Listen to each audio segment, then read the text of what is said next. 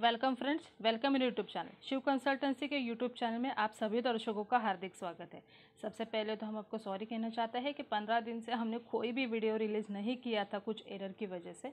और हमने 15 दिन पहले बिल्डर से एग्जैक्टली अगर आप हैंडओवर लेने वाले हो तो क्या क्या पॉइंट को कवर करना चाहिए, कौन से पॉइंट पे ध्यान देना चाहिए, इसका पार्ट 1 रिलीज़ किया था और आज हम इसका पार्ट 2 रिलीज़ कर रहे हैं, जिसमें पता चलेगा कि अकाउंट से रिलेटेड, मेंबर से रिलेटेड और बाकी जो अदर पॉइंट्स है जो हैंडओवर लेते समय आपको देखना बहुत ही इंपॉर्टेंट है। इसको सबको हमने इस वीडियो में कवर किया है, तो इस वीडियो को अंत तक ज़रूर देखिएगा। तो चलो ज़्यादा टाइम वेस्ट नहीं करते हैं, हम वीडियो की शुरुआत करते हैं। सबसे पहला अकाउंट रिलेटेड पॉइंट ये आता है कि मेंबर का बैलेंस आपको पता होना चाहिए जब आप हैंडओवर ले रहे हो। जब से लोगों ने पोजीशन लिया है तब से हैंडओवर तक कितना अमाउंट बिल्डर ने कंजम्पशन हुआ है और कॉर्पस फंड कितना है, मेंटेनेंस में से कितना बैलेंस है, वो सोसाइटी को पता होना बहुत ही ज़रूरी होता है। बिकॉज कोई लोग नॉन रेसिडेंट होते हैं, इन्वेस्टमेंट के लिए लेते हैं, तो जब भी वो सोसाइटी में आएंगे तभी आपको पूछेंगे कि हाँ मैंने इतना पैसा बिल्डर को दिया था एज अ मेंटेनेंस, तो हमें अभी आपने चार्ज क्यों लगाना शुरू किया। तो ये सारे पक्का डिटेल आपके पास होना ज़रूरी है, बिकॉज अदरवाइज़ ये बाद में डिस्प्यूट का एक रीज़न बन सकता है। सेकेंडली, शेयर कैपिटल जितना भी बिल्डर ने कलेक्ट किया होगा सोसाइटी बनाते समय, और ये जो शेयर का प्रीमियम है, मीन्स आपका मेंबरशिप का पैसा, जिन जिन लोगों ने मेंबरशिप के फॉर्म तभी फिलअप किए होंगे और जिनसे भी ये पैसा लिया है, तो वो कितना है एग्जैक्टली, किन से आने का बाकी है, किन से लिया है, और ये सारा कलेक्टेड अमाउंट उसने कहाँ पे डिपॉजिट किया है, वो सारा डिटेल आपके पास होना ज़रूरी है, क्योंकि बैलेंस शीट में आपको ये दिखाना पड़ता है। थर्ड आता है कि प्रॉपर्टी टैक्स बिल्डर ने पे किया है कि नहीं, या फिर आउटस्टैंडिंग कितना है, वो सारा डिटेल भी आपके पास होना ज़रूरी है जब आप हैंडओवर ले रहे हैं। और एक मेन पॉइंट आता है कि फिक्स असेट की लिस्ट आपके पास होना ज़रूरी है। बिल्डर क्या करता है कि जब भी हैंडओवर देता है ना, तभी फिक्स असेट की लिस्ट नहीं देता है।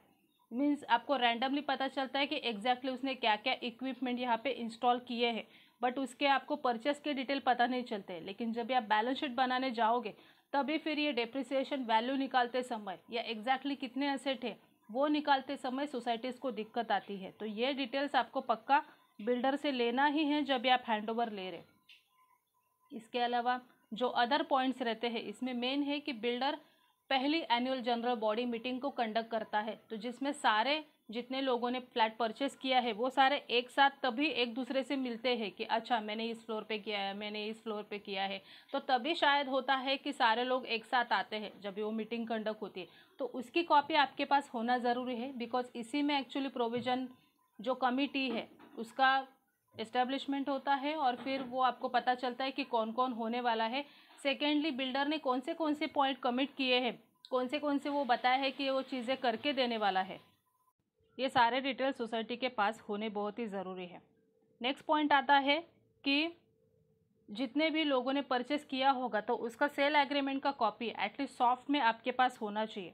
वो होने से क्या होगा कि एग्जैक्टली कितने लोगों ने परचेस किया है। सेकेंडली, जब भी आप लोग शेयर सर्टिफिकेट बनाने जाओगे तभी ये डिटेल आपको बहुत ही ज़रूरी पड़ते हैं। आप उसको क्रॉस वेरीफाई करके शेयर सर्टिफिकेट बना सकते हैं, तो इसके लिए ये सारे डिटेल्स आप सॉफ्ट में भी लेके आपके पास या फिर सीडी में आपके पास लेके रख सकते हैं बिल्डर से।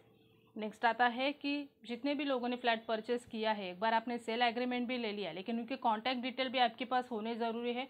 उनके कॉन्टैक्ट नंबर, वो यहाँ पे कहाँ पे रह रहे हैं, और इवन उन्होंने कौन सा फ्लैट परचेस किया है। सेकेंडली, उनका ईमेल आईडी, तो ताकि आप उनको कांटेक्ट कर सकते हैं अगर कुछ भी प्रॉब्लम आता है या कुछ भी अगर आपको ज़रूरत पड़ता है। इवन मेंटेनेंस बिल जब भी आप जनरेशन करने जा रहे हो तो तभी ये सारा कॉन्फ़िगरेशन में आपको डेटा की ज़रूरत पड़ती है।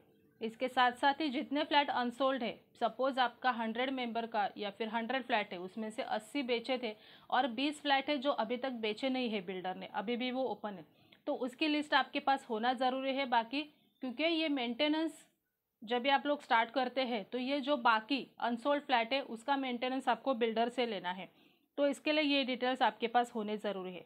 इसके साथ साथ ही जितना पार्किंग का अलॉटमेंट बिल्डर ने किया होगा या बेचा होगा तो वो डिटेल भी आपके पास होना ज़रूरी है, बिकॉज ये बाद में सबसे बड़ा डिस्प्यूट होता है कि ये फ्लैट का पार्किंग मुझे दिया है या मुझे बेचा है, मेरे पास एग्रीमेंट है, या कोई कहता है मेरे पास लेटर नहीं है, बिल्डर ने मुझे बताया था। ये सारे बाद में आर्ग्यूमेंट चालू हो जाते हैं, फिर जो नए ओनर आते हैं उनका सोसाइटी के साथ झगड़ा होता है। तो ये डिटेल तो आपको पक्का लेना है जब भी आप हैंडओवर लेने जा रहे हैं। और सबसे मेन इम्पोर्टेंट पार्ट, जब भी बिल्डर आपको हैंडओवर देके जा रहा है तो उसको जाने नहीं देना, पहले कन्विंस करवा के लो सोसाइटी का, क्योंकि ये बहुत ही इंपॉर्टेंट है। बाद में इसके लिए लोगों को पैसा देना पड़ता है। क्या होता है कि जब भी आप फ्लैट ले रहे हो तो बहुत सारे लोगों को ये पता नहीं रहता है कि बिल्डर को जगह भी सोसाइटी के नाम पे करके देना है। वो किए बिना ही बिल्डर बहुत बार यहाँ चला जाता है, और फिर जब भी बाद में पता चलता है कि भाई ये लैंड तो अभी तक बिल्डर के नाम पे ही है, बिल्डर तो डेवलपर था, जो ओनर है उसी के नाम पे है और सिर्फ बिल्डिंग हमारे नाम पे खड़ी है, ये जब तक पता चलता है तब तक बहुत साल बीत चुके होते हैं। और फिर बाद में डीम कन्वेंस की प्रोसेस स्टार्ट करो, फिर उसमें पैसा डालो, ये सारे जो एक्टिविटी बाद में बढ़ते जाते हैं। तो बेटर है कि आप लोग उसके पीछे पड़े और आप लोग उसे कन्विंस करवा के ही ले ले। ये सारे पॉइंट्स आपको हैंडओवर लेते समय देखने ज़रूरी है। इसके अलावा भी छोटे छोटे पॉइंट है, लेकिन हमने यहाँ पे मेन पॉइंट को कवर किया था। एक छोटी सी रिक्वेस्ट, अगर आप मुंबई, आपकी सोसाइटी मुंबई में है तो हम मुंबई में सर्विसेज ऑल ओवर दे रहे हैं। अगर आपको लगता है कि आपकी सोसाइटी को मेंटेन करने के लिए आपको एडमिन मैनेजर की ज़रूरत है या आपको बिलिंग या अकाउंटिंग की सर्विसेज चाहिए तो आप हमें कांटेक्ट कर सकते हैं। आपको कांटेक्ट डिटेल ये स्क्रीन पे दिख रहे होंगे। और एक छोटी सी रिक्वेस्ट, अगर इस वीडियो से रिलेटेड अगर आपको कुछ क्वेरीज है या कुछ क्वेश्चंस है तो आप हमें कमेंट बॉक्स में डाल के पूछ सकते हैं। So thank you for watching this video.